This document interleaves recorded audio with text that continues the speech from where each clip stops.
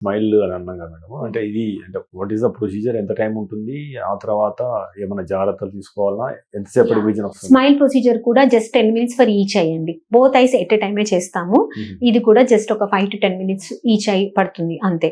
So ఇది కూడా just laser beam pass చేస్తాము. లేజర్ బీమ్ పాస్ చేసిన తర్వాత అది మిడిల్ లేయర్స్కి వెళ్ళి లేజర్ ఆటోమేటిక్ గా మిషన్ లేజర్ పాస్ చేసేసి it will remove a flap అనమాట.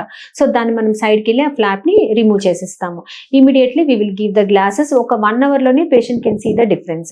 సో ఐ డ్రాప్ మెడికేషన్ ఇస్తాము. రివ్యూస్ మనకి ఫస్ట్ పోస్ట్ ఆపరేటివ్ రివ్యూ ఉంటుంది, 1 week రివ్యూ, 1 month రివ్యూ. ఈ లేసిక్ ప్రొసీజర్స్ అయిన అందరి పేషెంట్స్ కి ఒక 1 month డ్రాప్స్ ఉంటుందండి. తర్వాత any corneal procedure will have the dryness ఉంటుంది. సో డ్రైనెస్ కోసం we will give lubricants for 3 months.